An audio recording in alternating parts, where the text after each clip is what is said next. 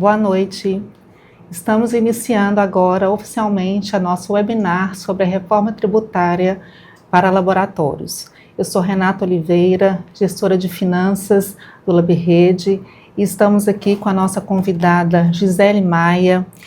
Gisele, ela é sócia da divisão de consultoria tributária societária Síria, da Síria, mestre em ciências contábeis, pós-graduada em controladoria, bacharel em contabilidade, ex-professora universitária, possui artigos publicados em congressos, ex-conselheira fiscal da Maternidade Otaviano Neves e do Instituto da Criança. Seja muito bem-vinda, Gisele, e muito obrigada por aceitar o nosso convite para falar desse assunto tão importante. Renata, eu que agradeço o convite. Boa noite a todos. Espero que todos aproveitem o tema reforma tributária. Meu objetivo aqui é apresentar os impactos da reforma tributária nos laboratórios no Brasil, bem como os desafios e oportunidades que nós vamos ter com esse novo cenário. A gente vai iniciar apresentando que a reforma tributária, apesar de ter o nome reforma tributária, na verdade, ela é uma reforma estrutural, As atividades, a maneira de fazer negócios no Brasil, ela vai mudar a partir de janeiro de 2026. Vamos iniciar a apresentação. O que a gente pode falar sobre a reforma tributária, Hoje a gente pode pensar na reforma tributária como um iceberg. A ponta todos nós estamos enxergando, com a publicação da emenda constitucional e com a publicação da Lei Complementar 214 de 2025. E tudo que vem sendo divulgado nas mídias, As alíquotas referências e alguns cenários que existem já publicados nas redes sociais. O que é importante também sabermos e aproveitarmos com a reforma tributária é o restante do iceberg, aquilo que não está sendo tão claro para as pessoas. A reforma tributária ela vai trabalhar numa mudança estrutural nas empresas, principalmente em alguns departamentos, sendo ele compras, sendo vendas, sendo formação de preço, sendo financeiro, contabilidade e fiscal. Isso são exemplos de departamentos que vão ter rotinas modificadas a partir de janeiro de 2026. O porquê disso, Uma das particularidades que a gente vai ter com a reforma estrutural, chamado de reforma tributária, vamos ter análises diferenciadas que a gente tem hoje da necessidade de capital de giro, vamos ter a rotina de formação de preço de venda diferenciada do que temos hoje, vamos ter uma nova tributação, vamos ter uma preocupação com toda a minha cadeia de suprimentos do meu negócio, de compras até a minha venda, vamos ter preocupação com negociações dos contratos atuais, de cláusulas contratuais, principalmente nos contratos de longo prazo, vamos ter muitas mudanças em natureza de base de cálculos de tributos e incidência de tributos sobre a base de cálculo no Brasil. E, muito importante, vamos ter que ter mudança em estruturas de softwares utilizados hoje, tanto ERPs como softwares menores de front office de empresas ou de financeiro, como também uma necessidade de capacitação profissional no decorrer de todo o período de transição da reforma tributária.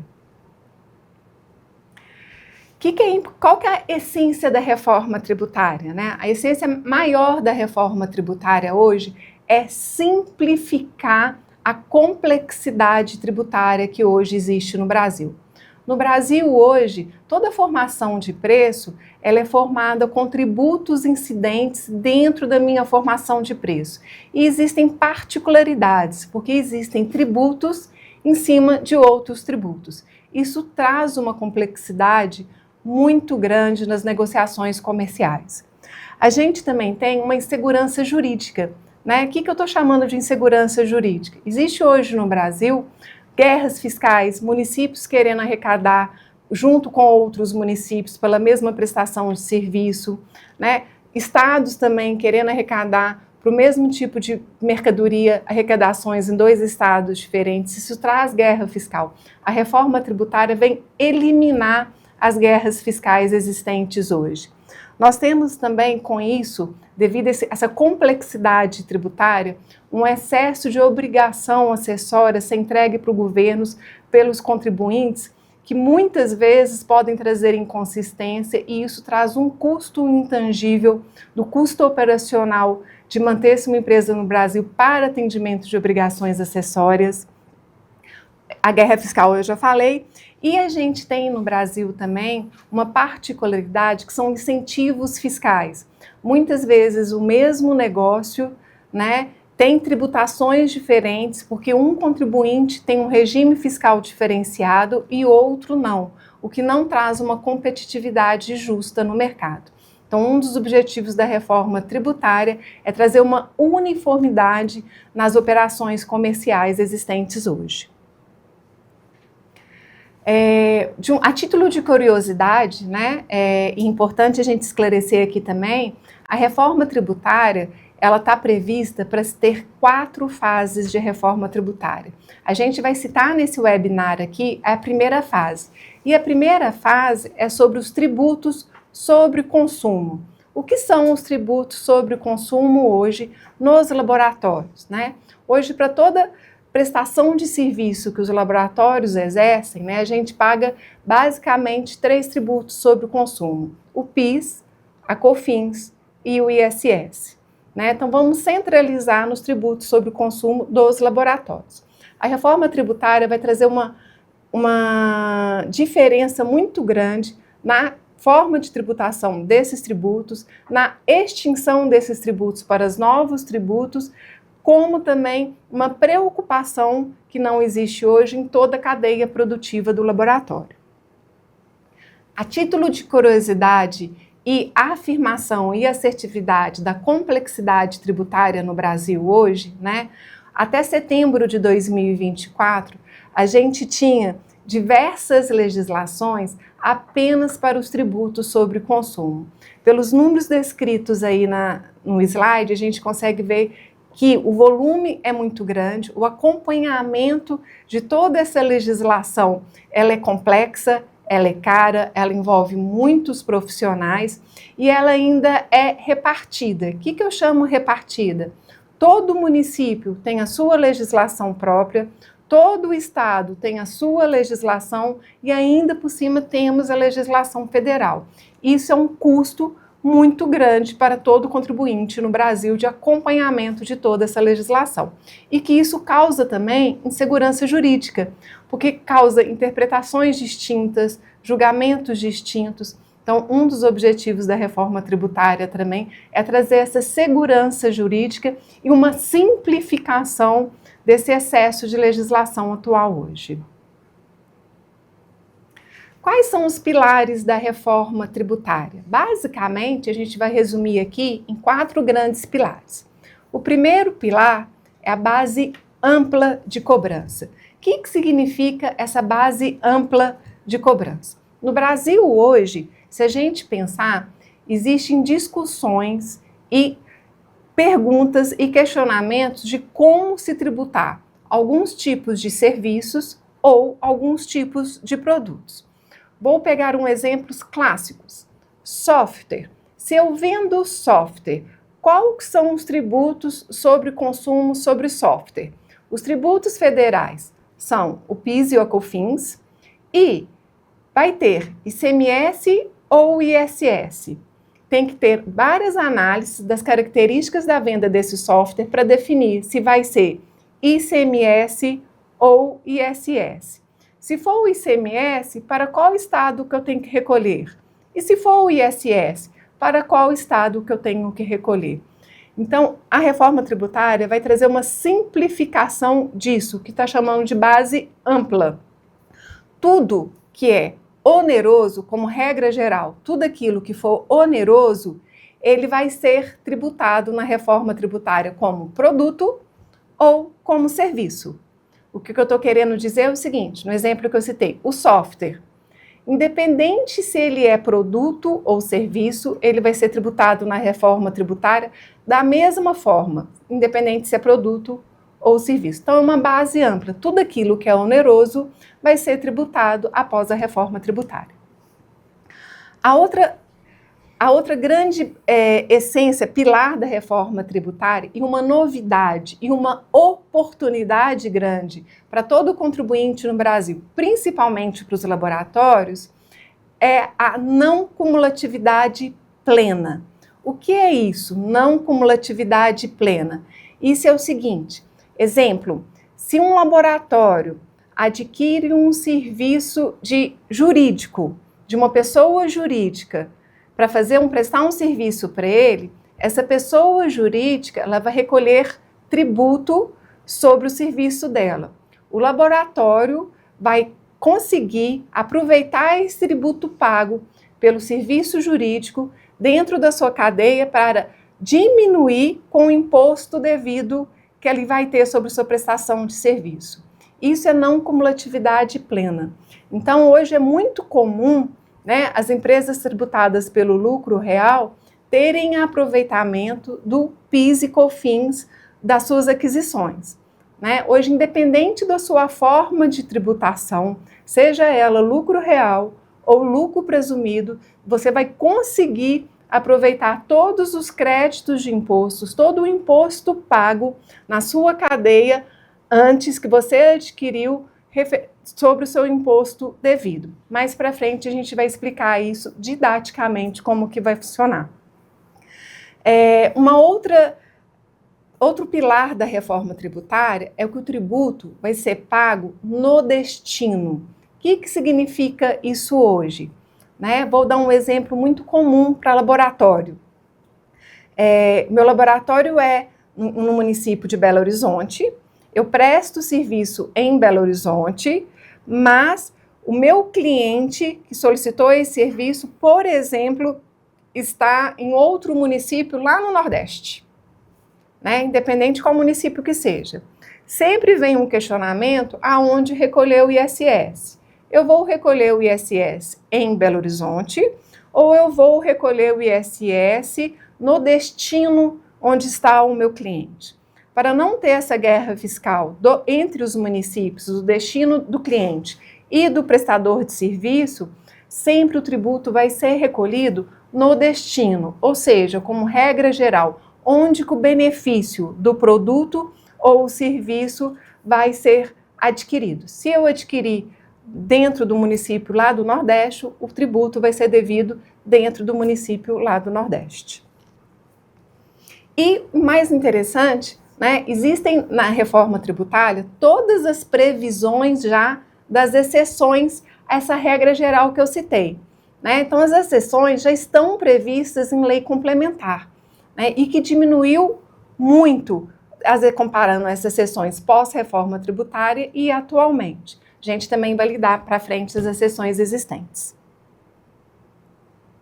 Então, com isso tudo que eu falei, né, a gente está falando o que a reforma tributária, de princípio geral, está trazendo para a gente. Simplicidade, transparência, justiça tributária, cooperação e defesa do meio ambiente. Tá? Eu vou conseguir explicar bem melhor essa simplicidade, transparência, justiça tributária, cooperação e defesa do meio ambiente no decorrer da nossa apresentação. Além disso, também, né, também é como princípio geral, ela tem a neutralidade, né? A neutralidade, na hora que eu falo que o produto e serviço vai ser tributado da mesma forma, ela vai ter a não cumulatividade, que é importante eu definir na minha cadeia. Eu vou aproveitar todo o imposto pago dos meus fornecedores, das minhas aquisições, que eles pagaram, do meu imposto devido que eu devo pagar. Então, isso é uma grande oportunidade que está vindo com a reforma tributária aí, e vou ter uma legislação uniforme. Né? No slide para trás eu apresentei aquele volume imenso que a gente tem hoje da legislação sobre os tributos do consumo. Esse volume imenso ele vai ser simplificado porque eu vou ter uma legislação uniforme federal que vai se aplicar sobre os tributos sobre o consumo. Eu não vou ter legislações individuais, municipais, estaduais e federais. Vou ter uma legislação única. Ok, o que é a reforma tributária, né?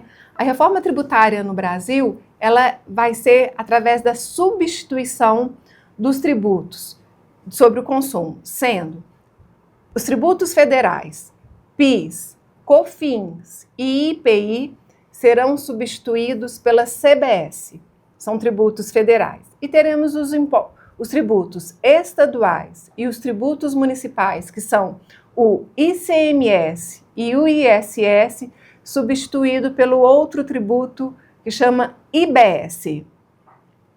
O tributo, então a gente vai ter um IVA que chama IVA dual. É um tributo CBS, que vai ter destinação federal, e um tributo IBS, que vai ter destinação para os estados e municípios.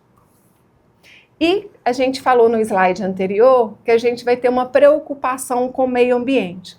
Para algumas atividades que são prejudicial à saúde ou prejudicial ao meio ambiente, nós teremos um novo tributo que vai chamar imposto seletivo. Esse novo tributo chamado imposto seletivo também é conhecido como imposto do pecado.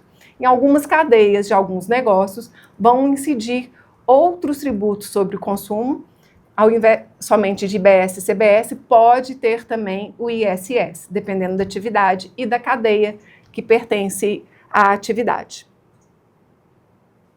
Então, resumidamente, para a gente ver aí, a gente vai ter um IVA dual, que é o CBS federal, o IBS, que vai ser destinado aos estados e municípios, e para algumas atividades que, como regra geral podem prejudicar a saúde ou o meio ambiente, nós vamos ter o imposto seletivo. Eu falei que a gente vai ter grandes oportunidades, né, com a reforma tributária, principalmente quando a gente fala do crédito tributário, né? Mas a gente também vamos ter desafios, né? Vamos entender esse desafio. A reforma tributária, ela vai ter um período de transição longo. O que eu chamo de período de transição longo? O período de transição vai ser de 2026 a 2032. A reforma tributária vai ter a sua plenitude somente em 2033. Então, o que vai acontecer entre 2026 e 2032? Nós vamos trabalhar num sistema misto, onde nós vamos ter os tributos atuais sobre consumo, mais os tributos IBS e CBS e para as atividades aplicáveis o IS. Vamos entender esses efeitos ano a ano, né? A reforma tributária, gente, ela já começou. Por que eu estou falando que ela já começou? A partir de janeiro de 2026, né, o modelo da nota fiscal de prestação de serviço, ela já alterou, ela já é obrigatória ser um modelo diferente do que o atual. Para eu conseguir emitir a nota fiscal a partir de janeiro de 2026 no novo modelo, eu já tenho que trabalhar agora nos meus sistemas emissores de notas fiscais e conjuntamente com meus sistemas emissores de notas fiscais, o meu cadastro de produtos e serviços que eu vendo. Isso é extremamente importante. Por que isso é extremamente importante? Existem tabelas novas dentro do modelo novo da nota fiscal que precisam ser cadastrados pelos contribuintes. Então, existem informações novas a serem imputadas nas notas fiscais a partir de 5 de janeiro de 2026, que precisam ser revisitadas, programadas e revistas em 2025. Porque o importante, você já, dentro do período ainda de 2025, homologar sua nota fiscal na plataforma oficial para você saber se você não vai ter nenhuma dificuldade ou impedimento de emissão de nota fiscal a partir de janeiro de 2026. Ou seja, a reforma tributária já iniciou, né? O que vai acontecer em 2026? 2026 vai ser um ano teste no Brasil sobre a reforma tributária. O que isso representa? O ano teste, a partir de 5 de janeiro de 2026, todos os contribuintes que são tributados pelo lucro presumido ou pelo lucro real, já vão ter o modelo da sua nota fiscal, o novo modelo da nota fiscal exigido a partir de 5 de janeiro de 2026. E dentro desse novo modelo, nós já vamos ter o tributo IBS, com a alíquota de 0,1%, e o CBS, com uma alíquota 0,9%. Isso são alíquotas testes, tá?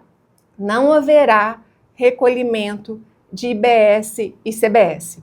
Mas vai ser um período em 2026 de teste, tanto para nós, contribuintes, como para o governo.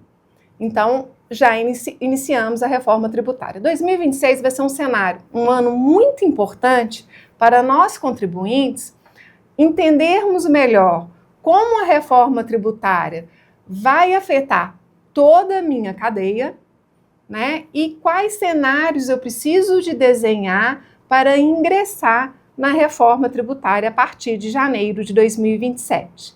Por que disso? Janeiro de 2027 já se deixa de existir o PIS e a COFINS e ingressa o CBS.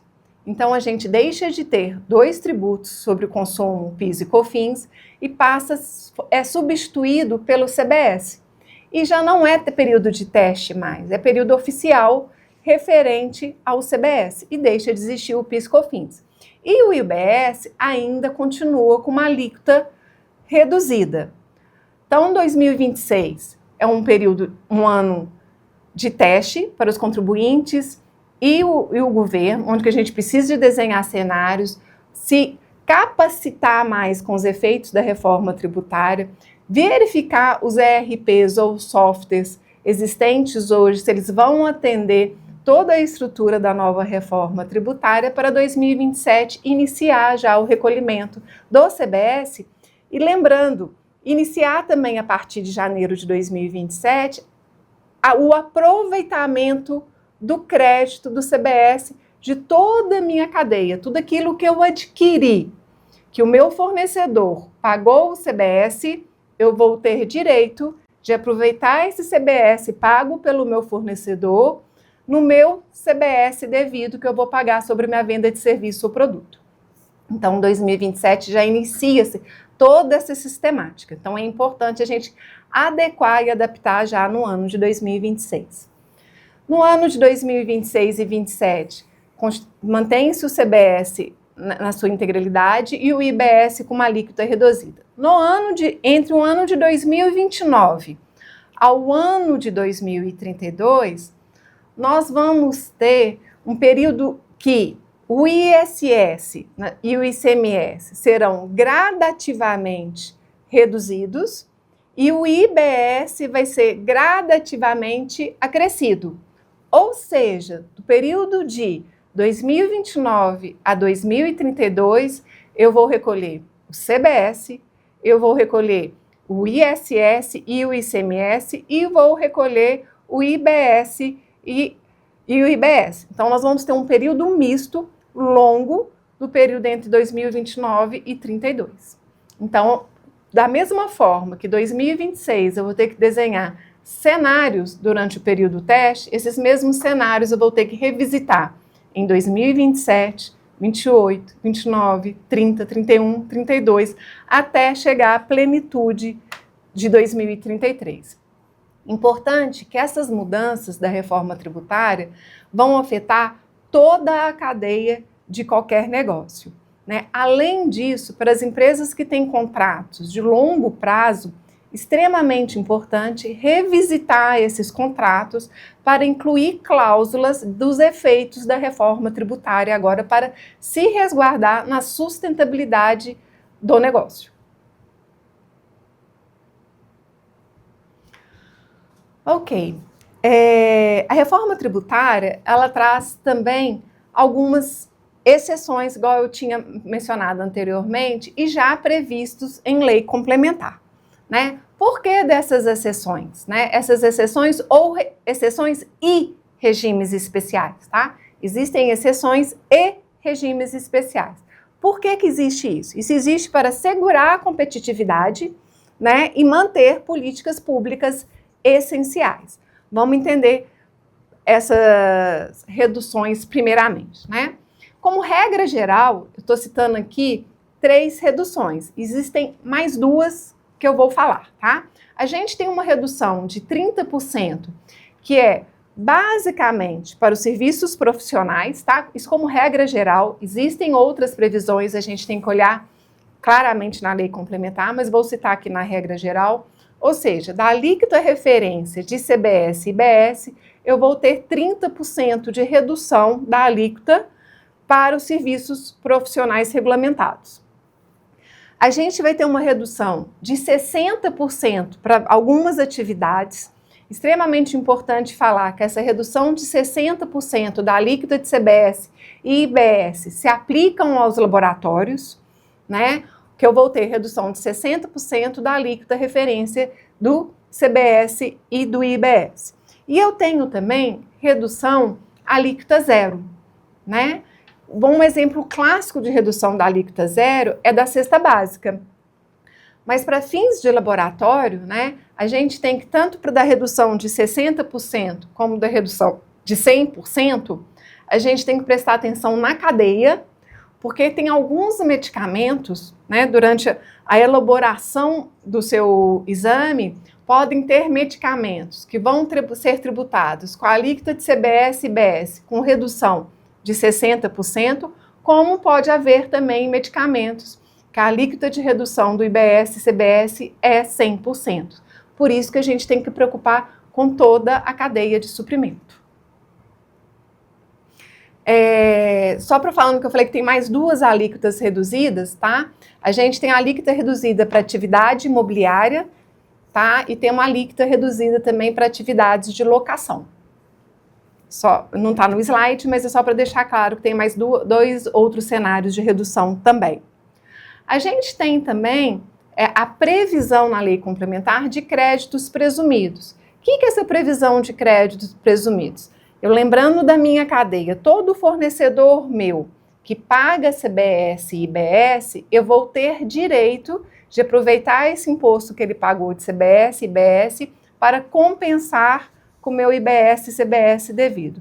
Alguns fornecedores, eles não vão pagar IBS e CBS e eu vou ter direito a crédito de IBS e CBS. São os créditos presumidos, que podem existir na cadeia dos laboratórios fornecedores de atividades de reciclagem de resíduos sólidos, né, que talvez possam existir, que vão ter direito a crédito presumido disso, e serviços de transporte de cargas e caminhoneiros autônomos.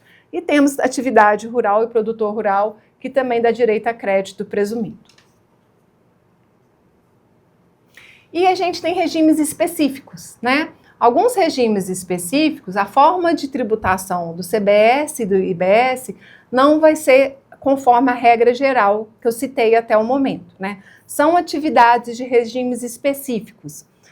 Combustível e lubrificante, serviço financeiro, operação com bens imóveis, que eu já falei que tem uma redução maior, plano de saúde, sociedades cooperativas, serviço de agência de viagem e concursos de prognóstico. São regimes específicos, não entra na regra geral de tudo que a gente está citando aqui. E a gente tem uma particularidade para quem opera com a Zona Franca de Manaus, né? A Zona Franca de Manaus, ela vai ter o benefício do IPI até 2072, porque é uma previsão da Constituição Federal. Vamos tentar visualizar isso tudo que a gente falou agora na prática, né? Hoje ainda não é oficial, tá, a alíquota referência de IBS e CBS, mas existe uma expectativa da alíquotas referências de IBS e CBS no total delas ser 28%, sendo CBS 9,30% e IBS alíquota de 18,70%, que o somatório delas vão representar 28%. Com os regimes especiais de redução, né, eu exemplifiquei aqui os serviços profissionais com redução de 30% e os serviços essenciais com redução de 60%. Como regra geral, os laboratórios de patologia terão uma alíquota referência né, considerando ainda que a referência é 28%, um total de 11%, 11,2%. Que a gente está falando da substituição de 3 tributos, PIS e COFINS, e o ISS atual para o CBS e o IBS, que o total lá em 2033, se a alíquota oficial for 28%, os laboratórios de patologia serão tributados a alíquotas de 11,20% sobre o consumo.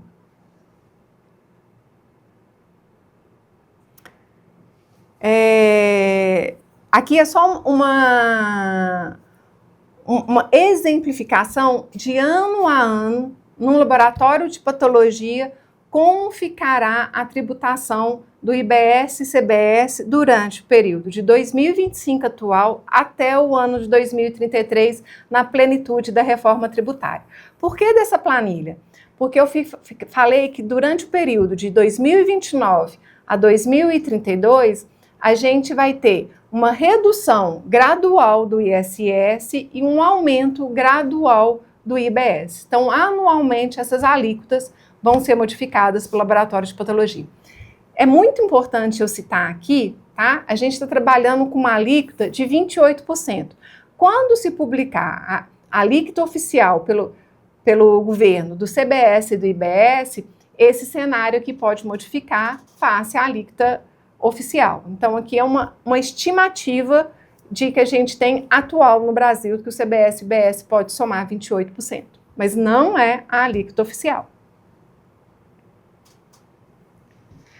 O que esse cenário todo traz para a gente? Essa mudança toda traz para a gente? A gente tem oportunidades e a gente tem desafios, né? Vamos para as oportunidades.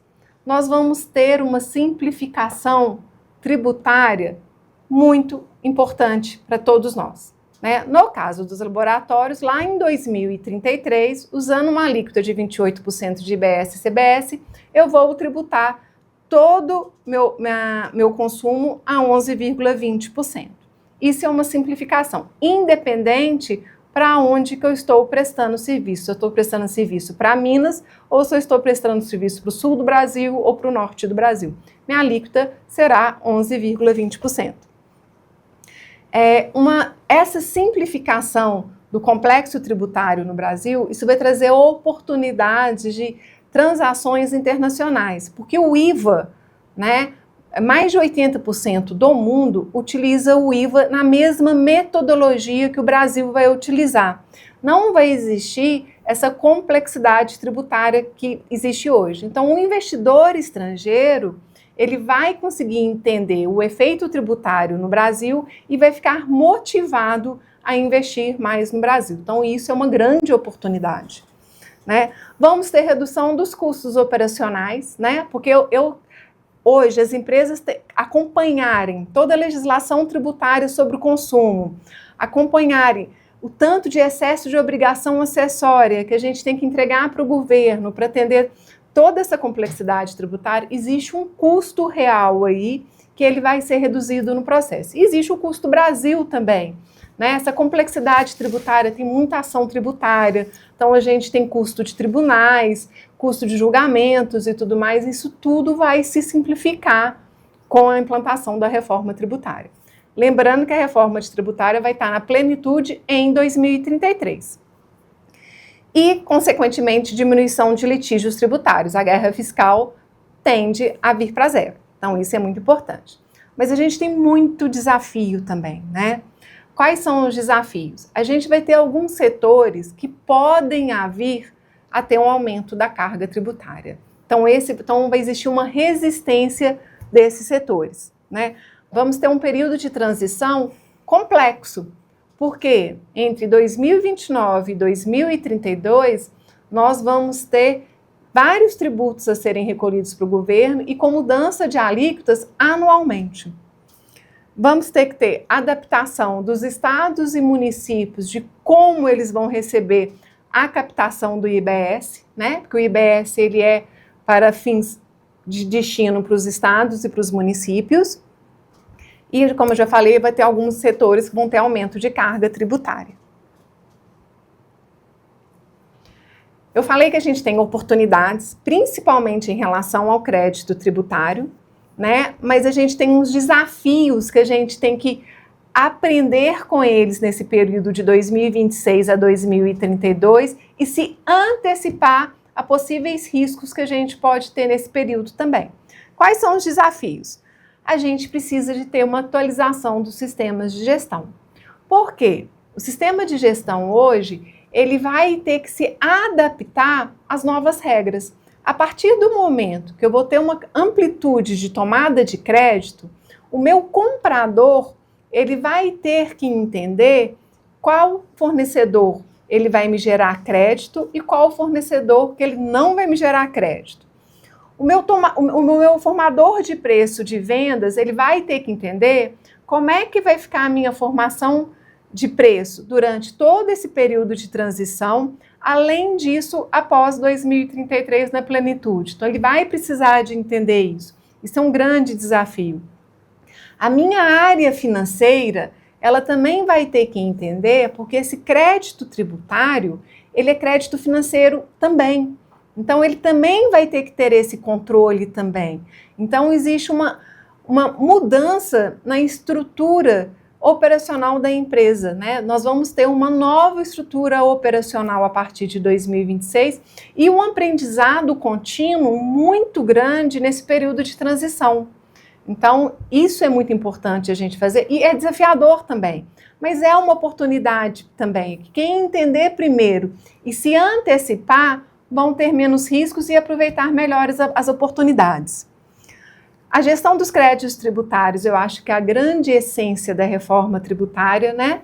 Hoje é muito comum, principalmente nos laboratórios tributados pelo lucro real, eles tomam crédito de PIS e COFINS, né? Mas o crédito de PIS e COFINS hoje, ele não é tão amplo, ele tem várias limitações, e vão iniciar a tomar o crédito de IBS com um conceito amplo, né? E os laboratórios tributados pelo lucro presumido e também os laboratórios tributados pelo Simples Nacional, que fizerem a opção pelo recolhimento do CBS e do IBS separado do DARF, do Simples Nacional, eles também vão tomar crédito.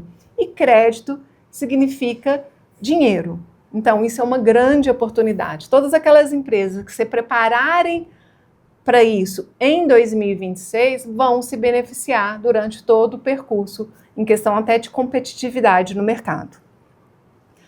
Comunicação e segurança jurídica, porque vai ficar uniforme a tributação para todo mundo, né? Isso vai trazer uma comunicação mais uniforme e vai trazer uma segurança jurídica também, porque a complexidade tributária vai diminuir. Um desafio grande que o período de transição, ele é longo, né? Nós estamos falando de 2026 a 2032, então é um período de transição longo, são cenários diferentes a todo ano e a gente tem que se preparar por esses cenários, a gente tem que fazer cenários todo ano, a gente tem que trabalhar nos nossos contratos, a gente tem que trabalhar na formação de preço de venda, a gente tem que trabalhar como comprar para a gente aproveitar todas as oportunidades. Capacitação profissional, né, nesse cenário de mudança num longo processo, a gente tem que se capacitar profissionalmente sempre, né, e vamos ter setores que vão ter resistência, e a gente vai ter que trabalhar também com alguns setores no momento de resistência. Então, a gente sendo bem prático hoje, né, para as empresas tributadas pelo lucro real e lucro presumido, né, a mudança da reforma tributária já iniciou. Já iniciou por quê? Eu tenho que fazer revisão cadastral dos meus produtos e serviços. Porque a partir de 5 de janeiro de 2026, eu sou obrigado a emitir nota fiscal no novo modelo. Nesse novo modelo já inclui base de cálculo de IBS e CBS e alíquotas testes de IBS e CBS. Mas para eu fazer isso, eu tenho que ter uma revisão cadastral. Eu tenho outras informações tributárias para serem incluídas na nota fiscal, que hoje basicamente são tabelas que chamam C-Class Trib, CST de serviço e NBS, que é a norma brasileira de serviço. Então, essa revisão cadastral, ela é muito importante ser feita agora e homologar a nota fiscal ainda em 2025. Então, a nota fiscal nova, ela é obrigada a partir de 5 de janeiro de 2026 para as empresas tributadas pelo lucro real e pelo lucro presumido.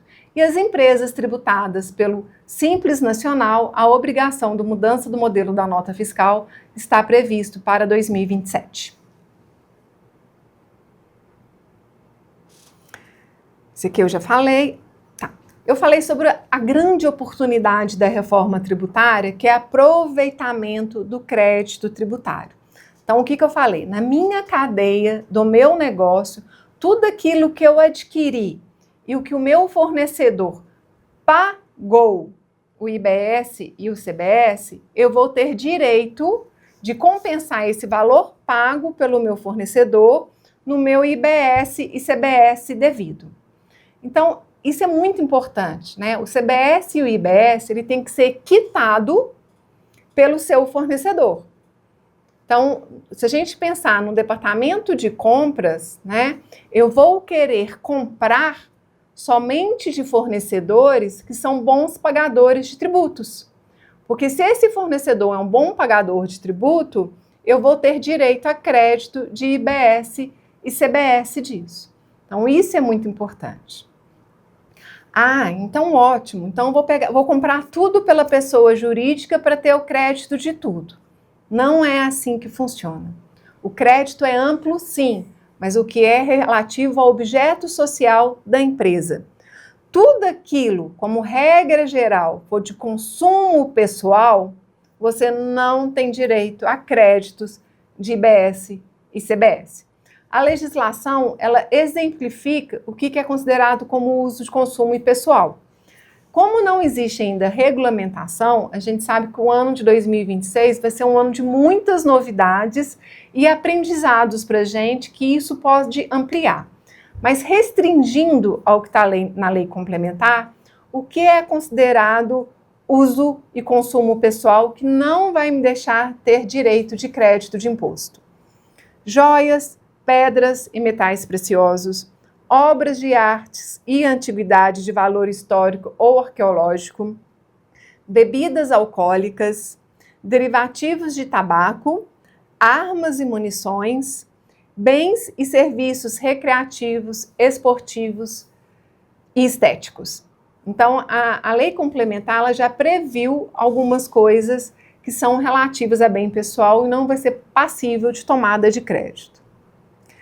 Mas a lei complementar também, ela já menciona aquilo que não é de natureza de uso e consumo pessoal e que vai me dar direito a crédito. Uniformes e fardamento, ou seja, todo uniforme que eu comprar para os meus colaboradores, o meu fornecedor de uniforme paga CBS e IBS? Paga. Então, eu tenho direito ao crédito desse IBS e CBS. Equipamentos de proteção individual, na mesma lógica. Meu fornecedor paga IBS e CBS, então eu vou ter direito ao crédito de IBS e CBS. Alimentação e bebida não alcoólica disponibilizada aos colaboradores para os empregados dentro da empresa durante a jornada de trabalho. Serviço de saúde disponibilizado aos colaboradores desde que esteja na convenção coletiva. Isso aqui é muito importante para a área de recursos humanos, na hora que ela for trazer os incentivos para os colaboradores, ela saber o custo efetivo realmente daquele incentivo para desenhar a política de benefícios da empresa. Serviço de creche disponibilizado na empresa, serviço de planos de saúde, benefícios educacionais a seus empregados, isso tudo tem que estar previsto em convenção. Tudo isso vai me gerar crédito de IBS e CBS. E outros bens e serviços que vão ser regulamentados ainda. A gente precisa de ter a regulamentação para a gente conseguir ser dar mais exemplos específicos da legislação, daquilo que eu vou poder tomar crédito, daquilo que eu não vou poder tomar crédito. Mas a essência é o crédito amplo. Tudo aquilo que na minha cadeia, referente ao meu business, se paga IBS e CBS, eu vou ter direito a tomar o crédito de IBS e CBS. Ok. Vamos tentar agora entender um pouco na prática. Vou pôr um exemplo simples, tá? A Síria fatura para o adquirente, que é o laboratório, os serviços da Síria. O serviço da Síria é R$1.000, tá? E a Síria pagou de CBS e IBS R$280. Estou considerando uma alíquota de 28%, só para ficar fácil o entendimento. O adquirente, que é o laboratório, vai pagar um boleto de R$1.280, porque o serviço da Síria é R$1.000 e o IBS e CBS é 28%, o total da nota fiscal é R$1.280. Vai ter um desembolso financeiro de R$1.280, porém, esses R$280 que ela está pagando, isso gerou crédito para o adquirente, para o laboratório, que ela vai compensar esses R$280 com a nota fiscal de prestação de serviço dela com IBS e CBS devido dela lá. E o tempo todo eu venho falando que o adquirente, que é o laboratório, vai poder aproveitar esse crédito de R$280 se a Síria pagar o IBS e o CBS. Porque se a Síria não pagar o IBS e o CBS, o laboratório não vai ter direito a esse crédito. Então, isso no departamento de compras, ele é muito importante. A gente vai começar a ter que ter um cadastro, né, de todos os meus fornecedores para conseguir identificar. Eu vou ter que saber deles. Qual que é a forma de tributação deles, se é lucro real, lucro presumido ou simples nacional, né? E se ele é um bom contribuinte, ele é um bom pagador de imposto ou não, para ele me gerar crédito. Então, eu, como adquirente, vou começar a fiscalizar também o meu fornecedor, porque eu só vou querer fornecedor que me gerem créditos bons. Então, isso é uma grande diferenciação da cadeia. Quando eu menciono que o fornecedor tem que pagar, né, existem formas de pagamento. Então, a lei complementar já prevê essas formas de pagamento, né? O fornecedor ou nós como adquirentes, podemos quitar o IBS e o CBS com compensação de créditos de tributos, né? Podemos pagar via pagamento de DARF mesmo, né? O via de pagamento de DARF pode ser ou pelo fornecedor ou pelo adquirente, outras formas de pagamento e uma que está muito na mídia, que é o split payment, né? A gente vai entender o que é o split payment. Vamos entender a forma, o que é o split payment. O que é o split payment, gente? O split payment é o seguinte, vou voltar no meu exemplo da Síria, né? A Síria emitiu uma nota fiscal de prestação de serviço de R$1.000 e dentro dessa nota fiscal de prestação de serviço de R$1.000 tem R$280 referente aos 28% do IBS e do CBS. O total da nota fiscal da Síria, R$1.280. A Síria vai emitir um boleto para o adquirente, que são os laboratórios, no valor total de R$1.280. O laboratório vai pagar um boleto de R$1.280. Hoje, em 2025, a Síria recebe no banco dela R$1.280. Como é que vai ser em 2033? Em 2033, no momento que o laboratório for pagar a Síria, o boleto da Síria, que o total é R$1.280, o banco ele vai explitar o pagamento. O banco vai chegar, destinar para a Síria R$1.000 e destinar para o governo R$280. Isso vai acontecer com todos nós. O que isso significa? Significa o seguinte, vou comparar 2025 com 2033.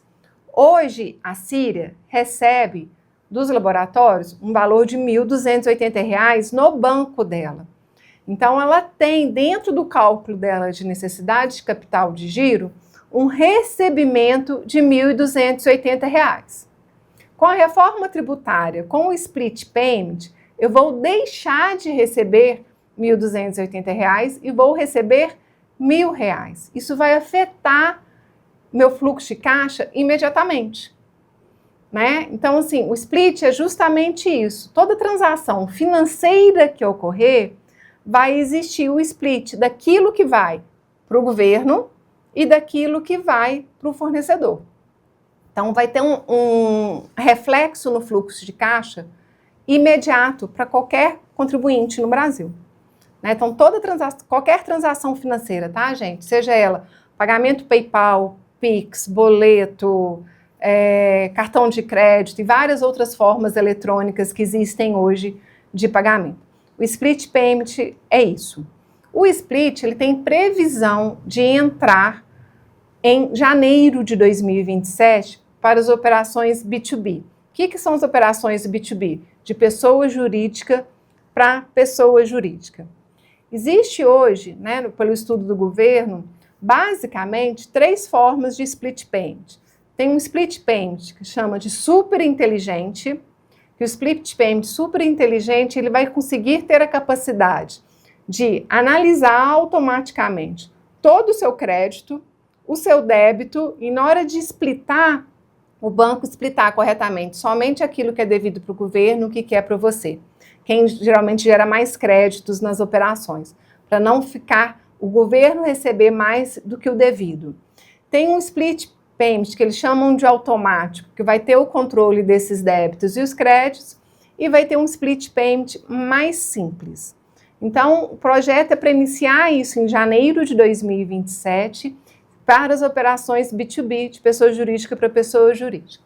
Então, dentro dos cenários que a gente está falando para ser desenhados em 2026, a gente também tem que considerar a variável do split payment nisso aí, porque isso vai afetar meu fluxo de caixa diretamente.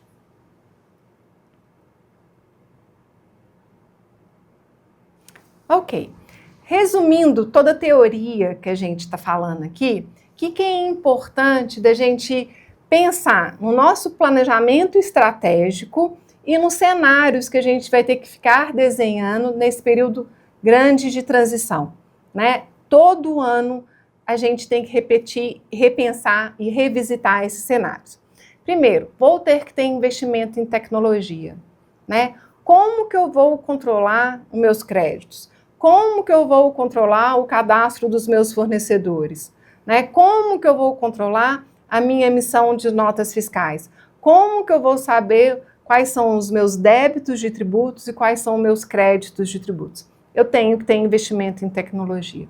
O que é importante eu falar também, que eu não citei ainda, né? Dentro da reforma tributária, vai ser uma operação assistida. O que é uma operação assistida? Como o modelo de nota fiscal vai ser único, tá? E vão existir diversos modelos de documento fiscal eletrônico, e a nota fiscal de venda é um dos modelos de documento fiscal eletrônico, o governo automaticamente vai saber, dentro do Brasil todo, quando os créditos serão gerados nas empresas e quando os débitos são gerados nas empresas, por causa de uma uniformização numa plataforma tecnológica. Então, nós, como contribuintes, vamos ter acesso, né, a essa plataforma do governo para saber quais são os nossos créditos e quais são os nossos débitos. Então, a gente tem que fiscalizar e conferir essa plataforma do governo. A gente só vai conseguir fazer isso com investimento em tecnologia. A gente tem que ter um planejamento de fluxo de caixa, porque tem a previsão da entrada do split payment já em janeiro de 2027. Temos que ter um acompanhamento de crédito eficiente, porque acompanhamento de crédito é dinheiro, né? E temos que ter capacitação da equipe, porque isso vai mudar ano a ano.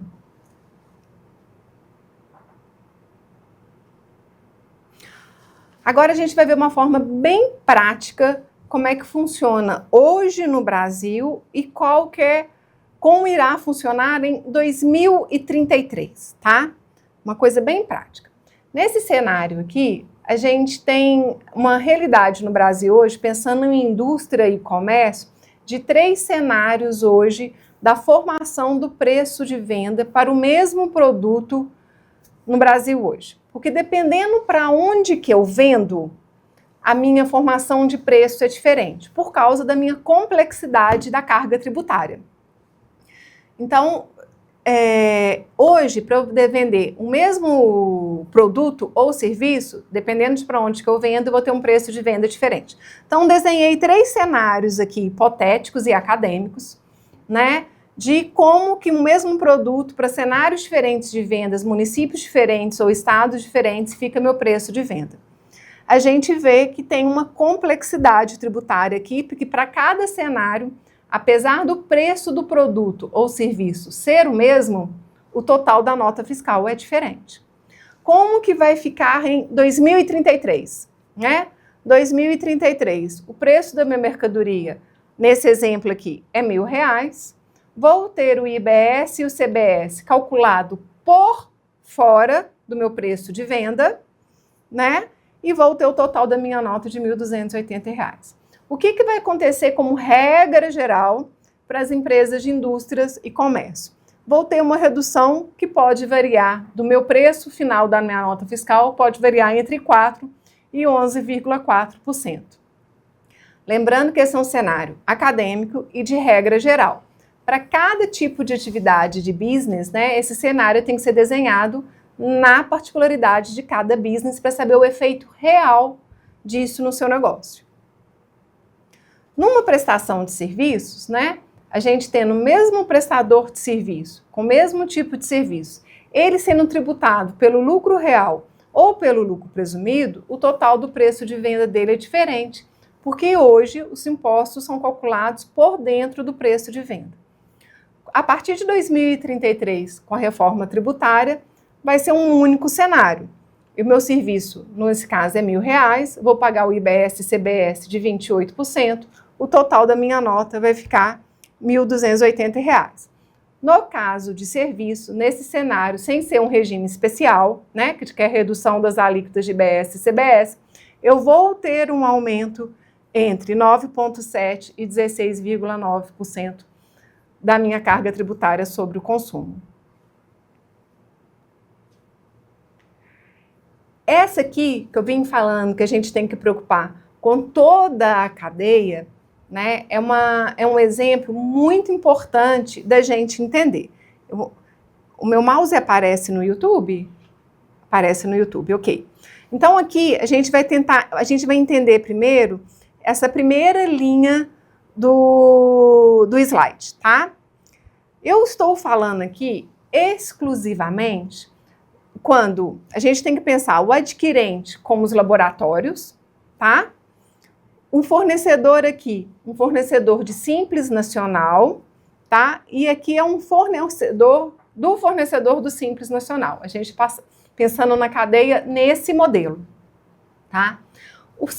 Eu falei em algum momento que o fornecedor de Simples Nacional, ele vai ter a opção de tributar o IBS e o CBS dele separado da guia de Simples Nacional. Então, a gente vai pensar o seguinte, o fornecedor, nessa primeira linha, o fornecedor do Simples Nacional, ele fez a opção de não tributar o IBS e o CBS separado na guia dele. Então, um exemplo, né, na aquisição aqui.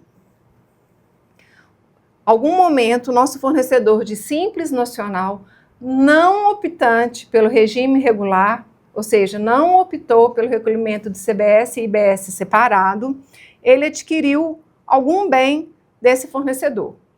O custo desse bem para o fornecedor do Simples Nacional foi o valor de R$ 1.280. Quando o fornecedor Simples Nacional, que é o meu fornecedor do laboratório, fez o preço de venda dele, ele colocou R$2.000, porque o custo dele foi R$ 1.280. E ele pagou dentro da guia do Simples Nacional 10% de IBS e CBS, tá? É um exemplo hipotético. Então, o total da nota fiscal dele ficou R$ 2.200. Como laboratório adquirente do fornecedor do Simples Nacional, que não é optante pelo regime regular, ele teve um desembolso financeiro para pagar o fornecedor do Simples Nacional de R$ 2.200. Ele vai aproveitar o crédito de IBS e CBS que o fornecedor do Simples Nacional pagou de R$200 e vai ter um custo da mercadoria adquirida ou do serviço adquirido de R$2.000. Qual que é o problema dessa cadeia? O primeiro imposto pago, R$280, virou um remanescente tributário. Ou seja, eu deixei de aproveitar nessa cadeia um crédito de IBS e CBS. O que a gente tem que pensar agora quando o fornecedor do Simples Nacional, ele é optante pelo regime regular? Ou seja, ele vai recolher o CBS e o IBS separado da guia de DAS dele. O mesmo exemplo, o fornecedor de Simples Nacional adquiriu o mesmo produto aqui, mesma nota fiscal, porém, como o fornecedor de Simples Nacional, ele é optante pelo regime regular e vai aproveitar o crédito de IBS e CBS na cadeia, o preço de venda dele vai ficar menor. Por que vai ficar menor? Porque o preço de custo dele ficou menor. Porém, ele vai tributar o preço de venda dele a 28% de IBS e CBS, que o total da nota fiscal dele vai ficar um pouco maior se a gente comparar com o anterior. Como é que vai ficar para os laboratórios que são adquirentes? Eu vou ter um desembolso financeiro maior, porém, eu vou ter um crédito de imposto maior, consequentemente, um custo do produto ou serviço menor. Apesar de eu ter um desembolso financeiro maior, o meu custo efetivo vai ficar menor, que isso melhora a minha margem de lucro.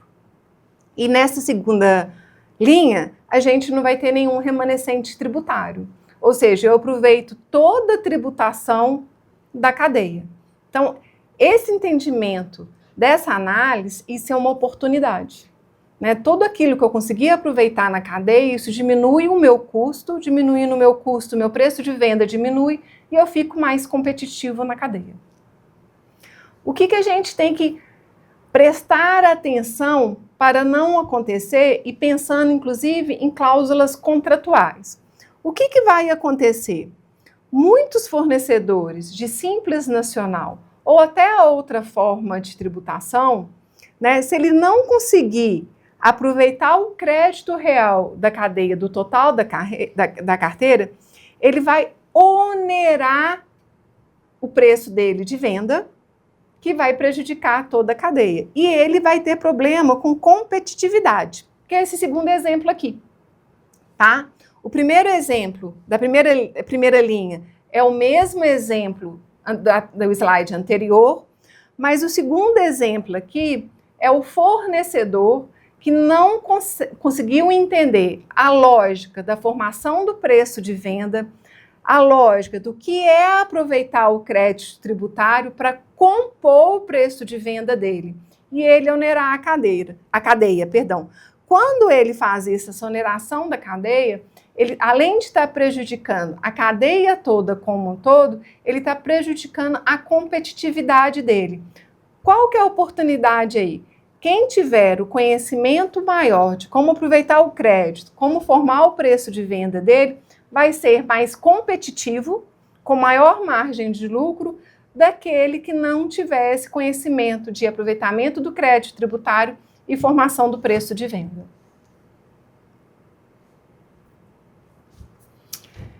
Gente, resumindo, né, de tudo que a gente falou, a gente precisa, dentro dos planejamentos estratégicos que eu vou fazer ano a ano, durante todo o processo da reforma tributária, eu tenho que incluir dentro do planejamento estratégico todos os efeitos de formação da reforma tributária. Lembrando de toda a mudança de estrutura também interna das empresas, principalmente área de compras, área de venda, área de formação de preço, área de faturamento, contabilidade e fiscal. É uma mudança estrutural, né? E é uma mudança também diferente de como fazer negócios, porque isso vai afetar todo o Brasil, né? Eu tenho que ter uma digitalização e automação do meu processo, porque como que eu vou aproveitar as oportunidades e os meus direitos referentes aos créditos tributários se eu não conseguir conferir? Se eu ficar só sujeito, o que a plataforma do governo vai me disponibilizar? Né? E eu consegui identificar dentro da minha cadeia quais são os meus fornecedores que não vão me gerar crédito tributário para negocialmente eu verificar quais fornecedores que eu vou manter e quais novos fornecedores que irão chegar. Eu tenho que ter uma consultoria especializada, né? Durante todo esse processo, esse tanto de mudança, um tanto de regulamentação que está vindo, eu vou ter que ter uma consultoria especializada durante esse processo. Eu vou ter uma consultoria especializada de treinamento para a área de compras, de venda, de formação de preço, para fazer minhas blindagens contratuais existentes. Então, isso é extremamente importante. Vou ter que ter uma capacitação interna relevante de todas as minhas áreas dentro da empresa, que tudo envolve, a reforma tributária vai mudar essa estrutura toda, inclusive da logística. Porque como o tributo vai ser recolhido no destino, isso é importante a logística também entender, né? E ao tempo todo eu vou ter que ter análise de preço. Não só o meu preço, muitas vezes eu vou ter que ensinar o meu fornecedor como que ele tem que compor o preço dele. Principalmente se eu tenho fornecedores estratégicos menores, que muitas vezes os fornecedores estratégicos menores, eles não têm um compliance muito eficiente para conseguir entrar nessa cadeia de uma forma mais produtiva e competitiva.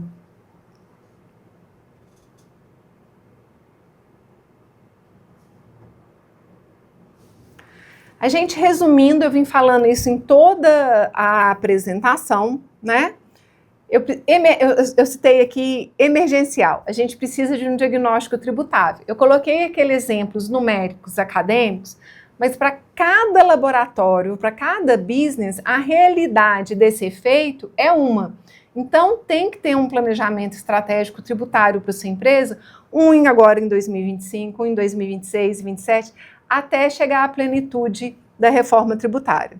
A adequação do novo modelo da nota fiscal, que tem que ser feita agora em 2025, senão eu não vou, porque ela é obrigatória, eu não vou conseguir faturar em janeiro de 2026. Blindagem contratual, principalmente quem tem contratos de longo prazo, tá? A tributação, né? Como a gente vai ter uma legislação única, nós vamos ter basicamente uma tributação uniforme. Por que basicamente uma tributação uniforme? O governo vai dar uma alíquota referência, tá? Vamos exemplificando os 28%. Os estados e municípios, eles podem aderir essa alíquota de referência 28%, ou eles podem modificar pontos percentuais dessa alíquota referência. Hipoteticamente falando, o estado de Minas Gerais não vai aderir à alíquota referência do governo federal. Então, o estado de Minas Gerais, a alíquota vai ser ou 27% ou 29%. Isso não está regulamentado ainda, mas vai poder ter essa modificação, tá? Sobre a alíquota referência. Isso é para competitividade regional entre estados e municípios. O estado que não querer uma alíquota referência, uma alíquota diferente, pontos percentuais, vai ser a alíquota federal. Fim de incentivos fiscais regionais, isso vai trazer mais justiça e competitividade no mercado.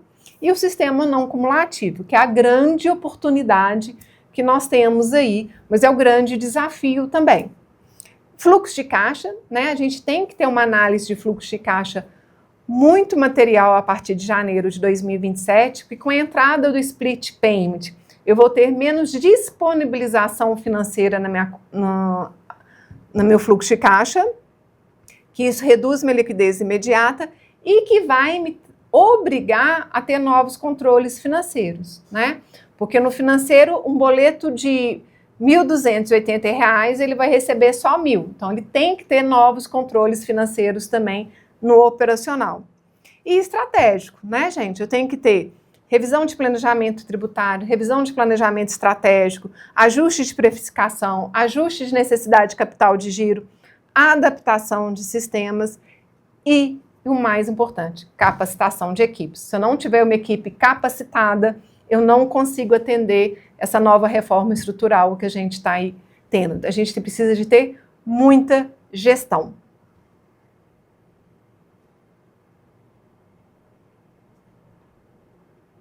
Eu vou dar um exemplo aqui, tá? Com algumas variáveis que pode ser aplicado, complementando. Um exemplo, né, de empresas de laboratórios, né, análise de cenários e impactos financeiros de laboratório, de uma DRE, tá, de um laboratório, pensando numa receita líquida uniforme de R$1 milhão, tá, e que todos os meus gastos sobre essa receita uniforme de R$1 milhão, ela representativamente, 40% sobre a minha receita líquida é custo de pessoal, 27% sobre minha receita líquida é aquisição de produtos e 10% para outros tipos de gastos, como aluguel, prestação de serviço e vários outros gastos que tem na empresa. Dentro desse cenário, né, a gente pagando o PIS e COFINS a 3,65% e o ISS a 5%, eu chegaria em 2025 num EBITDA de 15,71%.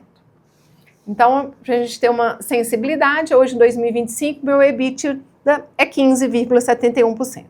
Em 2026, como é um ano teste, né, e dentro do mesmo cenário, o meu EBITDA vai se manter. O que vai acontecer entre 2027 até 2033? Eu vou ter, dentro desse cenário, um aumento de EBITDA.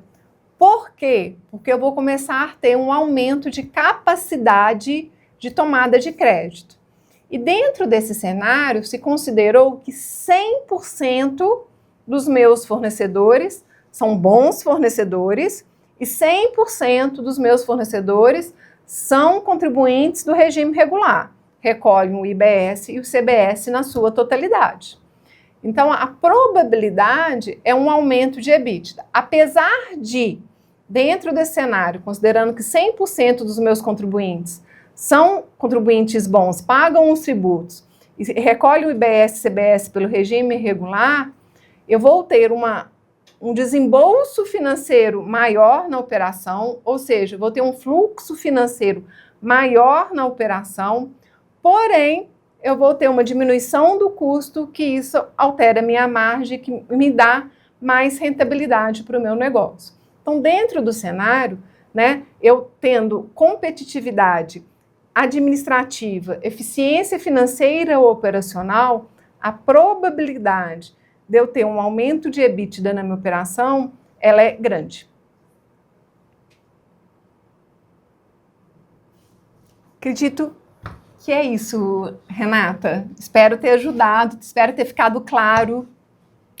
Excelente apresentação, Gisele. Eu acho que esse tema aí de extrema relevância, de extrema complexidade, eu acho que a gente conseguiu entender aí que os desafios são grandes, né?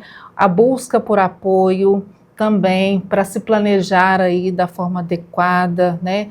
Todas as etapas também, a gente viu que a responsabilidade e também a preocupação, ela não deve ser só do contador, não, né? Jamais. Dos profissionais aí da área, mas também de todos os setores aí da organização, do laboratório, para que a gente consiga, né, para que todos os laboratórios, todas as organizações consigam aí se adequar e aproveitar, né, dos benefícios, porque Gisele comentou sobre a tomada de crédito, a gente só vai conseguir, de fato, obter esse crédito se, né, nós aí, enquanto prestadores, aí, a gente orientar os nossos fornecedores, para que eles também possam se adequar aí dentro dessa realidade. Um assunto muito importante, relevante e bastante crítico, né? E nós temos aqui já algumas perguntas no nosso chat no YouTube. Se você ainda não mandou sua pergunta, pode encaminhar. Antes, eu gostaria só de reforçar e pedir para que todos respondam aí a pesquisa de satisfação que está disponível no chat e através do QR Code, que logo, logo vai aparecer na tela aí para vocês. E aí a Gisele vai responder as perguntas. Caso a gente não consiga responder todas, em outro momento a gente vai consolidar e tentar responder também, para que todos fiquem aí na mesma página, como se diz, né? Então vamos lá, né, Gisele? Vamos lá, vamos tentar aqui. responder. Nós temos aqui uma pergunta do Lucas Oliveira. Ele pergunta, né, de que forma a reforma tributária pode influenciar diretamente os preços que o consumidor final paga por produtos e serviços no dia a dia? Lucas, né? Lucas, boa noite. Lucas, na hora que você fala o consumidor final, né, a gente tem que entender se é a pessoa jurídica, o consumidor final dessa cadeia que você está falando, ou da pessoa física, né? Vou responder da pessoa jurídica. O que a reforma tributária vai impactar vai depender da sua eficiência financeira e operacional, de aproveitamento de crédito e de controle, né? Porque ela pode vir a ser benéfica para a sua atividade, dependendo da sua eficiência financeira e operacional. Para o consumidor final, pessoa física, né? Vou extrapolar não só a questão de laboratório, mas a gente, pessoa física, a gente vai acabar pagando toda a carga tributária de consumo, porque no final, quem paga é o consumidor final. Então, o consumidor final, a gente considerando uma alíquota de referência de IBS e CBS de 28%, a gente vai pagar, como consumidor final, nós vamos pagar os 28% da alíquota de IBS e CBS. Vai ser muito claro a gente enxergar o seguinte: nós vamos ter aumentos de assinaturas de televisão, né, desses canais, nós vamos ter aumento disso, nós vamos ter aumento em conta de energia, né? Nas pessoas físicas a gente vai sentir isso, mas tem os benefícios também, né? Dentro das reduções do IBS e CBS, como regra geral, a cesta básica não vai incidir IBS e CBS. Então, a gente vai ter o benefício também de ter uma cesta básica sem ônus tributário. Alguns medicamentos também não vão ter CBS e IBS, então a gente também vai ter um benefício de também não ter ônus tributário. Se eu não respondi sua pergunta corretamente, por favor, refaça a pergunta. Ok. Nós temos aqui uma outra pergunta também, da Rafinha Carvalho. Com a reforma tributária, o que vai diferenciar as empresas que só se adaptam daquelas que transformam essa mudança em vantagem competitiva? Acho que eu não entendi a pergunta, mas vou tentar responder. Na verdade, é o seguinte: com a reforma tributária, regra geral, sem considerar os regimes especiais, né, como é uma base ampla, né, tudo que, como regra geral, tudo que é oneroso, e seja ou produto ou serviço, em 2033 vai tributar o IBS e a CBS a 28%. Onde que estão as oportunidades? Quem mais rápido se adequar, né, a essa transição, a conseguir ter bons fornecedores, controlar os créditos tributários, conseguir formar corretamente seu preço de venda, aproveitando todo o crédito tributário na cadeia, ele vai se tornar mais competitivo no mercado. Consequentemente, ele vai conseguir crescer mais do que outros que não conseguir essa eficiência operacional na cadeia. Interessante, porque a Rafaela é uma colaboradora e ela está assistindo aí, de fato, preocupada com o tema, né? Ai, que bom! Nós temos aqui o Robson Machado. Ele faz a seguinte pergunta: como saber se os fornecedores estarão recolhendo seus tributos corretamente, mês a mês, para que eu tenha esses créditos computados? Ok, Robson, essa é uma pergunta que eu acho que é uma oportunidade, tá? Primeira coisa que é importante a gente fazer, Robson, assim, né, como uma consultoria, primeiro é ter o cadastro de todos os meus fornecedores e ter conhecimento da tributação dos meus fornecedores. Se é lucro presumido, lucro real ou simples nacional. Por quê? Todo fornecedor que é lucro presumido e lucro real, como regra geral, automaticamente, se ele pagar o IBS e CBS, eu vou ter direito ao crédito.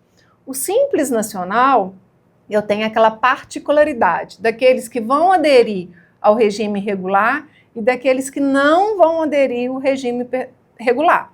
Então, isso é um cadastro que a equipe de compras tem que ter também. Como eu vou saber se ele é um bom contribuinte ou não, se ele paga o imposto ou não? Como a operação na reforma tributária vai ser uma operação assistida, né? Vai ter uma plataforma, a gente não sabe qual é ainda, se é via ECAC ou via outro meio de consulta, que a gente vai conseguir ver na plataforma se todos os fornecedores estão pagando os impostos. Então, a gente vai ter esse tipo de consulta. Só que a gente tem que conferir isso também, né? Isso é extremamente importante a gente conferir, até para classificar se o fornecedor é um bom fornecedor ou um que vai me gerar crédito ou não, né?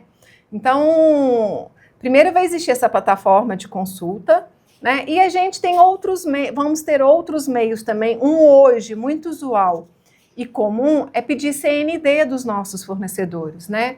No momento que a gente pede a CND, a gente tem uma garantia ali temporal, porque a CND ela tem um tempo de validade, que nos permite saber se ele é um bom pagador de impostos ou não. E também existe a previsibilidade, né, do governo, eu não sei qual momento que isso vai estar disponível, de ter um rating, né, um range das empresas, todas numa plataforma para você consultar se aquela empresa é um bom fornecedor, um bom pagador de tributo ou não. Mas eu não sei o momento que essa plataforma vai estar disponível não, tá? Vamos esperar as regulamentações chegarem. Ótimo. Nós temos aqui uma outra pergunta. Os laboratórios poderão apropriar créditos tributários sobre insumos como reagentes, materiais de exames e equipamentos? Sim, isso é extremamente importante, uma oportunidade. Vou poder tomar crédito de tudo, tá?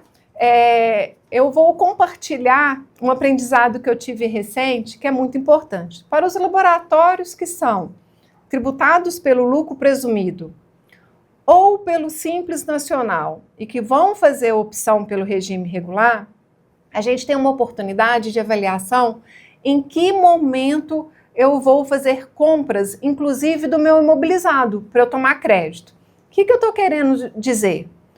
Se eu comprar um imobilizado agora em 2025, estou falando quem é tributado pelo lucro presumido e Simples Nacional, tá, gente?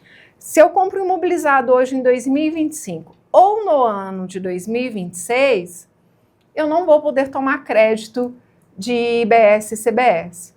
Se eu tiver a oportunidade de fazer a aquisição desse material de imobilizado somente em janeiro de 2027, eu vou poder tomar a integralidade do crédito de IBS e CBS.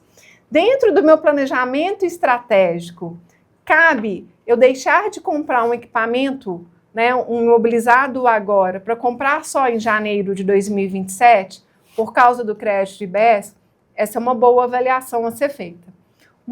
Aproveitando esse raciocínio, uma outra avaliação importante a ser realizada também e colocar dentro do meu planejamento estratégico é o seguinte: hoje, como regra geral, tá?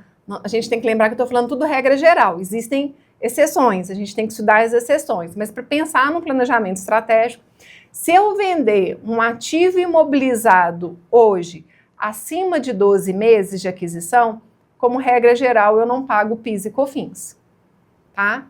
Isso hoje. Em 2026, se eu vender também, eu não vou pagar em PIS e COFINS.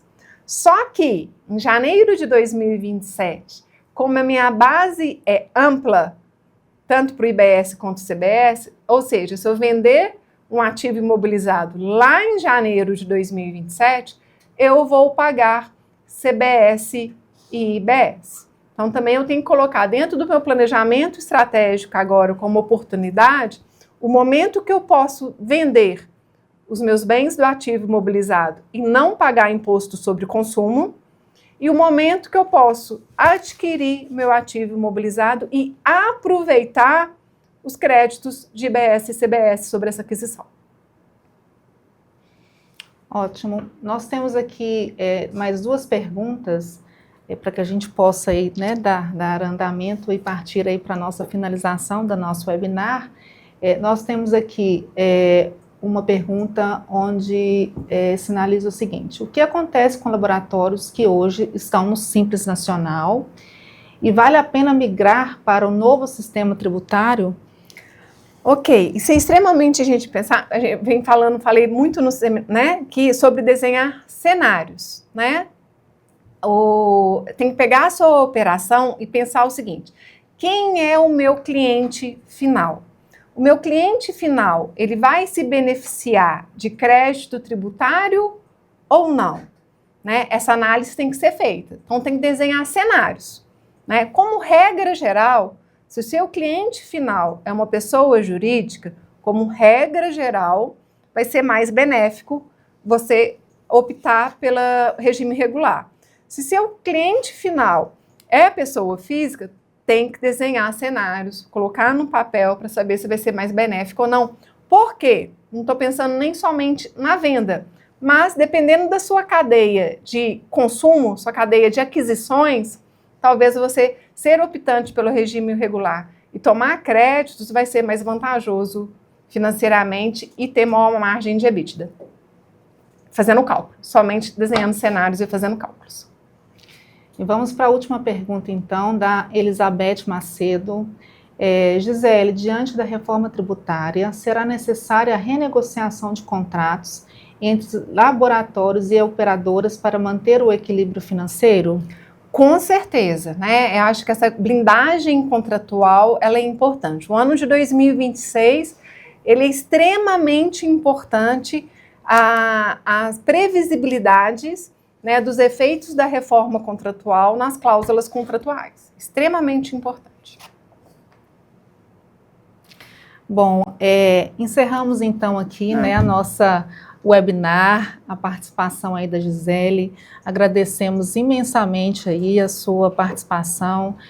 Foi assim de cunho muito rico, né, a sua experiência com o tema, mesmo que ainda seja um tema tão amplo, né, que ainda tem muitas dúvidas, ainda muitas coisas podem mudar, né, Gisele? Isso. Mas a sua contribuição aí fez despertar aí, eu tenho certeza, para que todos possam buscar conhecimento e se planejar também. Eu que agradeço, Renata, agradeço a todos, espero ter ajudado a esclarecer um pouco toda essa reforma estrutural que a gente está tendo, para a gente aproveitar as oportunidades que a gente vai ter nesse cenário aí para frente. Eu que agradeço. Se você quiser compartilhar aí os seus canais de contato, ok. Né? Quem quiser, né, ter mais dúvidas ou quiser entrar em contato ou conhecer a Síria melhor, tá? Então, meus canais de contato aí, fiquem à vontade de entrar em contato. A gente está com uma equipe grande, de bastante estudiosos sobre a reforma tributária, para ajudar a desenhar esses cenários, para ajudar a explicar melhor os efeitos e estudar muito nesses próximos anos aí, para a gente tentar acompanhar toda a regulamentação e ajudar a todos que precisam de ajuda aí. Fiquem à vontade de entrar em contato. Ótimo. Eu gostaria de reforçar aí para todos responderem a nossa pesquisa de satisfação. Ela está aí no nosso chat, está aparecendo aí no QR Code também. A participação de vocês, a opinião de vocês é muito importante para que a gente possa aí melhorar cada vez mais os próximos encontros que a gente tiver aqui, né? E a gente reforça também que essa webinar estará disponível aí em alguns dias, na nossa plataforma de treinamento, a nossa Academia LabRede, e os nossos clientes, eles podem acessar e também emitir o certificado de participação dessa webinar e também aí todos os outros cursos disponíveis nessa plataforma. Nós agradecemos aí a participação de todos vocês, esperamos vocês nos nossos próximos encontros. Boa noite e até mais.